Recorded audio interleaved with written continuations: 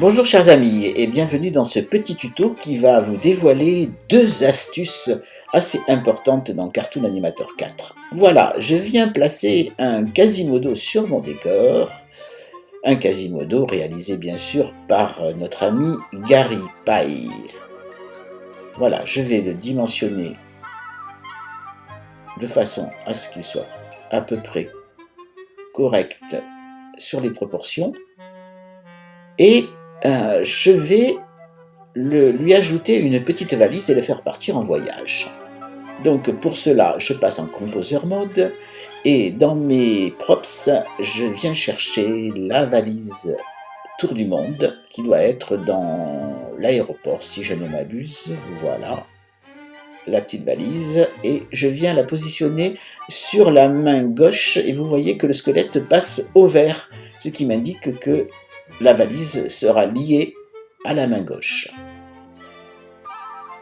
Voilà, je redimensionne un tout petit peu la valise de façon à ce qu'elle soit aussi proportionnelle au corps. Et dans mon Layer Manager, je vais faire passer la valise derrière la main gauche. Donc je la prends et je la fais glisser derrière la main gauche. Voilà, on s'arrangera après pour que la main soit correctement positionnée. Et je vais pouvoir revenir donc sur mon Stage Mode. Et là, on va choisir la main en question, voir comment elle se présente. Donc je pense que le point fermé va être bien, voilà, c'est parfait. On va positionner notre personnage et le faire marcher. Donc là, j'arrange un petit peu la valise, voilà, je la positionne vraiment très bien. Et je vais aller chercher une animation pour mon personnage. Alors on va prendre une marche fatiguée.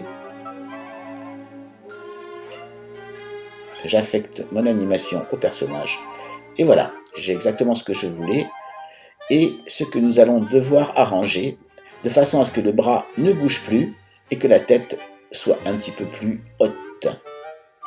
Donc je reviens sur ma première image. Et je vais travailler sur le bras.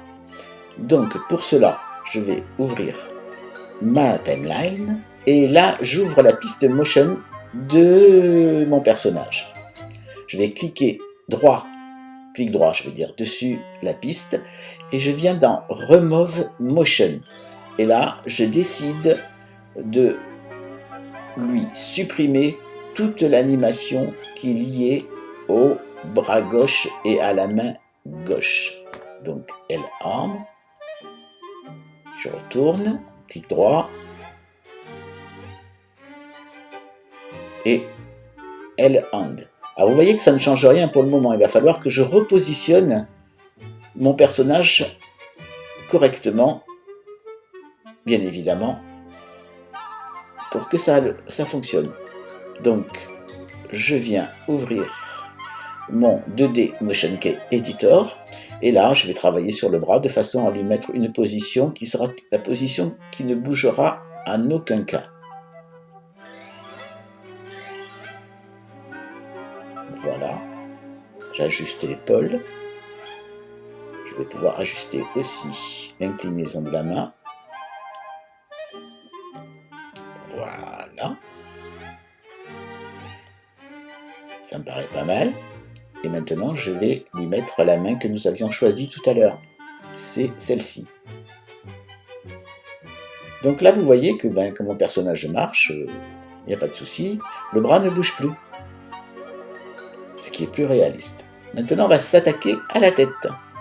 Parce que la tête telle qu'elle est là ne me plaît pas. Donc la tête, elle est sur un cou. Et donc c'est le cou pour lequel on va supprimer toute l'animation. Donc ici, on vient chercher le neck. Voici. Et il va suffire de redresser la tête de mon personnage en choisissant le point du cou. Voilà, je le tiens. Hop là. Voilà. Donc bien évidemment, là maintenant, on va lui faire tourner le visage dans la direction de sa marche. Et là, normalement, nous allons avoir une animation correcte. Voilà. On revient au début. Et ici, on va prolonger l'animation avec le petit plus, vous connaissez. Je vais en mettre un certain nombre de façon à ce que il ait le temps de se promener dans la rue.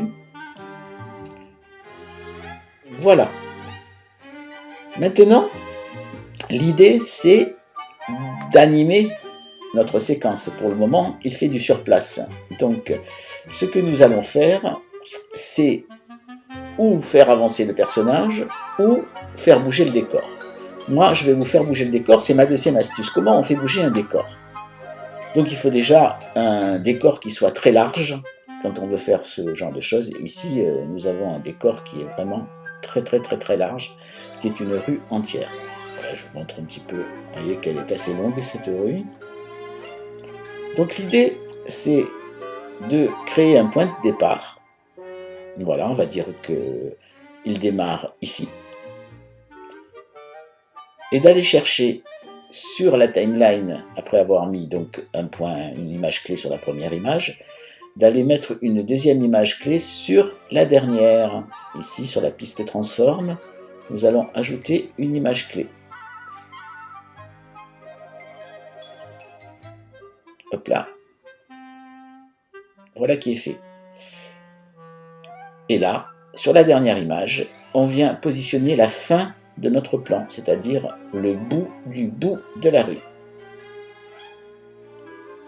Voici. On fait reculer et on lance l'animation.